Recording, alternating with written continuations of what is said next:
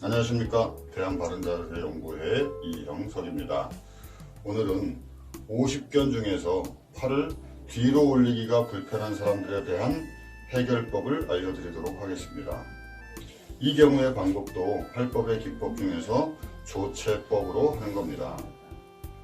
팔을 앞으로 올리기가 불편할 때의 해결법을 설명한 두 번째 영상에서 50견에 대한 설명은 이미 드렸기 때문에 오늘은 조체법에 대해서 간단하게 설명해 드리도록 하겠습니다.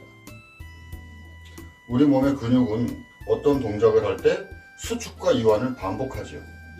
예를 들어 팔을 이렇게 앞으로 굽힌다고 하면은 이 상완 이두근은 수축을 해야 되겠죠. 팔을 앞으로 굽히기 위해서 이렇게 움직이게 만드는 근육을 주동근이라고 합니다. 반대로 이 뒤쪽에 있는 상완 삼두근은 뒤에서 이완을 해야 합니다. 이렇게 반대 역할을 하는 근육을 길항근이라고 하죠. 그런데 팔을 이렇게 굽히기가 불편하거나 통증이 수반된다면 보통은 수축되는 근육, 즉 주동근에 문제가 있다고 생각을 합니다. 그러나 이때 주동근을 관리하지 않고 반대되는 근육인 길항근을 다스림으로 해서 문제를 해결하는 방법을 조체법이라고 합니다. 만약에 팔을 굽힌 상태에서 팔을 편다면 이때는 상완 삼두근이 수축을 해야 되겠죠. 그러므로 이때는 상완 삼두근이 주동근이 되는 겁니다. 당연히 길항근은 상완 이두근이 되겠죠. 팔을 펴기가 불편하다면 길항근인 상완 이두근을 관리해 주는 게 조체법이라고 하겠습니다. 자, 팔을 뒤로 올리는데도 뒤로 이렇게 올리는데도 운동 범위라는 게 있어요. 50대에 들어서면 팔을 뒤로 올려서 반대편엔 날개뼈라고 하는 견갑골의 하단에 손가락 끝이 닿는다면 일단 정상으로 봅니다. 이보다 더 올릴 수 있다면 유연성이 좋은 것이고요. 이보다 올리기가 불편하다면 어깨관절인 견관절이나 팔꿈관절인 주관절에 문제가 있다고 볼 수 있죠. 팔을 뒤로 어디까지 올릴 수 있는지 체크를 합니다. 자, 팔을 이렇게 뒤로 어디까지 올릴 수 있는지, 더 올라가는지 덜 올라가는지 체크를 합니다. 자, 체크하셨나요?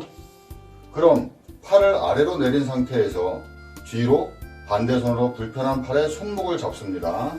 자, 팔을 이렇게 자연스럽게 내린 상태에서 올라가는 데까지 올리지 마시고요. 내린 상태에서 반대손으로 이 손에 팔목을 잡습니다.